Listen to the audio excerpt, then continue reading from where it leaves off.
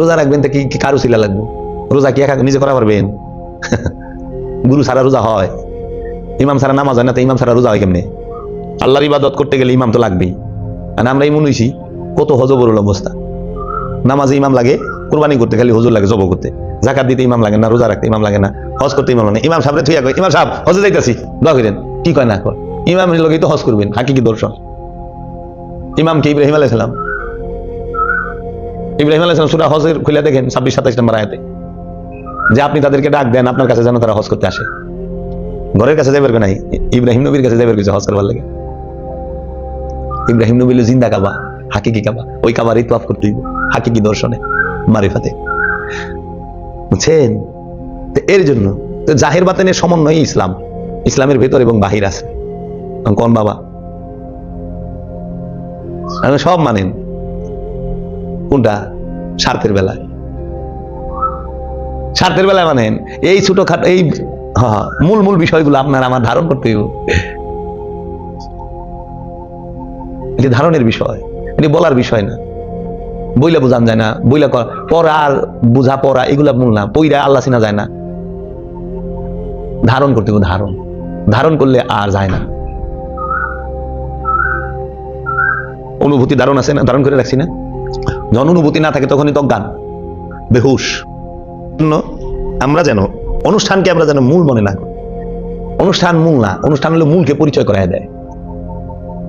এই অনুষ্ঠান, এই যে আমরা যেটা করতেছি না, এটা হলো আনুষ্ঠানিকতা। এই অনুষ্ঠান মানুষে তৈরি করছে, আরবি মানুষে লেখছে, আরবি মানুষে লেখছে, কিন্তু কোরআন খুলে মানুষ লিখতে পারে না। নাপাকে কোরআন লিখতে পারে না, নাপাক হইয়া কোরআন স্পর্শ করা যায় না। কোরআন আল্লাহর বাণী, কোরআন শেষ না রানিং এটা তো আল্লাহ কইতে পারবো, কারণ বাণী আল্লাহর। আপনি কেমনে কোন শেষ? আপনি কিভাবে বললেন শেষ? বলেন আমাকে। আল্লাহ বলছে আমি কোরআন নাজিল করা শেষ করে দিছি, আল্লাহ বলছে আমি কিতাব নাজিল করা বন্ধ করে দিছি। আপনি কিভাবে বললেন? যে আমাকে বলতেছে যে হ্যাঁ আপনি হাদিস মানবেন না করেন, আমি বললাম যে কিভাবে হাদিস আর ই নির্ণয় হলো কিভাবে? আল্লাহ কোরআনে সূরা নজমের মধ্যে বলতেছে ওমা ইয়ানতিকু আনিল হাওয়া, আমার রাসূল জীবনে একটি কথাও নিজের ইচ্ছা থেকে বলে নাই, আমি আল্লাহ যা বলতে বলেছি তাহাই বলেছে। তাহলে রাসূলের বাণীর ভিতরে আপনি কিভাবে কনফার্ম হলেন কোনটা হাদিস আর কোনটা কোরআন? আপনার এটা বলার সাধ্য আছে? আপনি রাসূলের অন্তরে ঢুকছেন না? রাসূলের জমানি তো কোরআন, এটা নির্ণয় কিভাবে করলেন যে এই কথাটা হাদিস, এই কথাটা কোরআন, এই বাণীটা হাদিস, এই বাণীটা কোরআন? আপনি কিভাবে করলেন? তা আবার 400 বছর পরে। জবাব দেবার মতো জ্ঞান নাই, উত্তর নাই। এই যে ছেলেটা আইছে কি কারণে? তার ছিঁড়ে গেছে কেন? কারণ মূলটা ধরতে পারে নাই। আপনি মূল ধরে অগ্রসর, আপনি যে পীর ধরবেন সেটা আপনার জানার বিষয় আছে। কিভাবে? পীরে যদি আপনাকে আপনার দেহর কিতাবের জ্ঞান না দিতে পারে,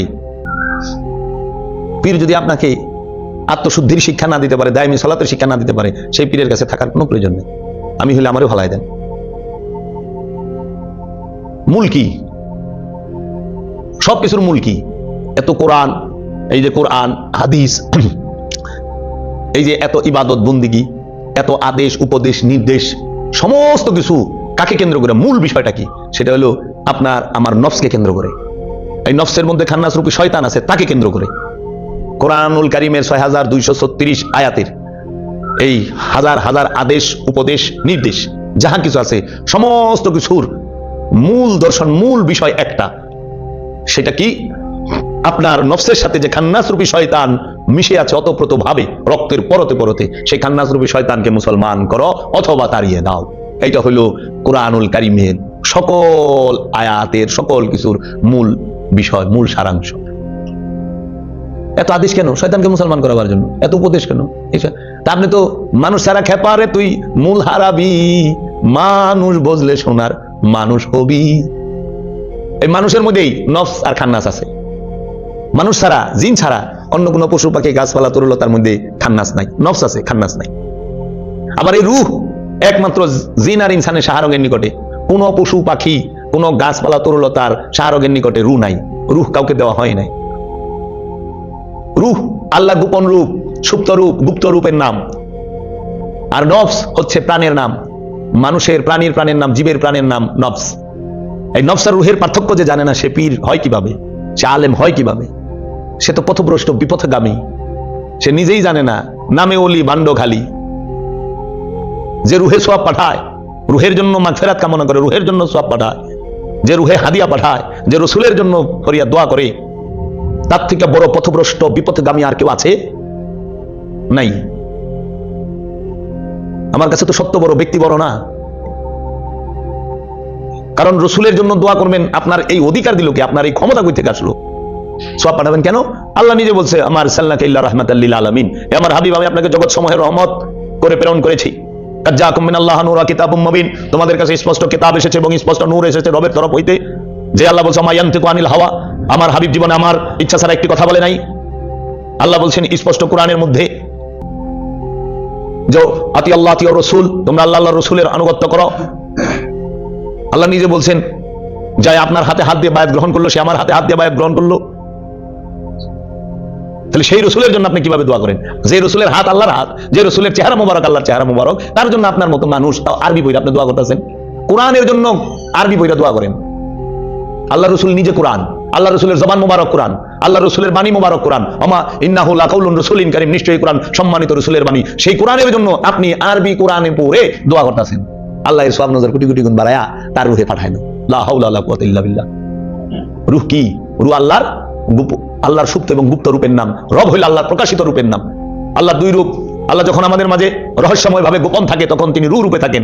আর আল্লাহ যখন আমাদের এই মানুষের মধ্যে পবিত্র নফসের উপরে আল্লাহ রব্বুল আলামিনের তরফ হইতে রূহকে নাজিল করে, তখন সে রব রূপ ধারণ করেন, আকার রূপ ধারণ করে।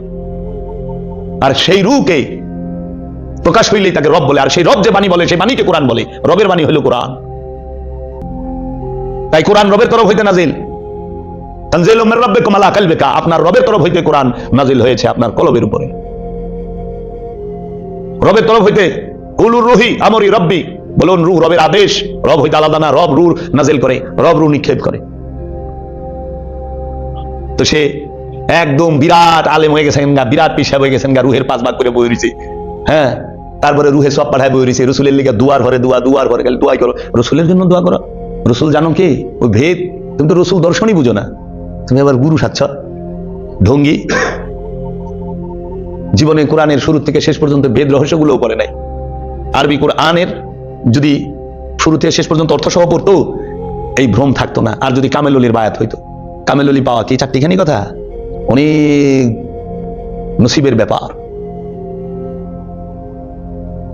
রু খায় না, রু ঘুমায় না, রু জন্মায় না, রু সৃষ্টি না, রু নাজিল হয়। রু নাজিল হয়, রু রবের আদেশ। তো যেটা নাজিল হয় সেটা মরে। কোরআন নাজিল হয়েছে, কিতাব নাজিল হয়েছে, ফুরকান নাজিল হয়েছে, তাই না? ফেরেশতা নাজিল হয়, রু নাজিল হয়। ফেরেশতা কেন নাজিল হয়? রুকে গার্ড দেবার জন্য নাজিল হয়। ফেরেশতা হলো রুহের গোলাম, রুহের সেবক। রু হইল আল্লাহ রবের আদেশ। রু জিন আর ইনসানের শাহরগের নিকটে নাহনু আকরাবু ইলাইহি মিন হাবলিল ওয়ারিদ, এই রূপে আছে। আর সেই রু যখন প্রকাশ হয়, তখন সে রসুল রূপ ধারণ করে, রব রূপ ধারণ করে। রব সামনে খারাইলে, মূর্তিমান হইলে রসুল রূপ ধারণ করে। তার প্রমাণ হলো সূরা মরিয়ম খুলে দেখেন, মা মরিয়মের সামনে রু আসলো, আইসা রসুল রূপ ধারণ করলো। ধারণ করার সাথে সাথে মা মরিয়ম ভয় পেয়ে গেল। বললো যে ঘরে দরজা জানলা সব তো লাগাই না, আপনি কিভাবে আসলেন? বললো মরিয়ম ভয় পায় না, আমি তোমার রবের তরফ হইতে প্রেরিত একজন রসুল। আল্লাহ কইলে আমি রু তার মরিয়মের ওইখানে পাঠাইলাম। রু প্রকাশ হয়ে রসুল রূপ ধারণ করলো। সে বলল, আমি আপনাকে একটি সুসংবাদ দিতে আসছি। আল্লাহ আপনাকে এমন একজন নেক সন্তান দিবেন, যিনি এই জগতের জন্য আয়াত হিসাবে প্রমাণিত হবে। তিনি হবেন রুহুল কুদ্দুস, রুহ ঈসা রুহুল্লাহ। তিনি স্বয়ং আল্লাহর রূহ। ঈসা রুহুল্লাহ, নফসুল্লাহ না।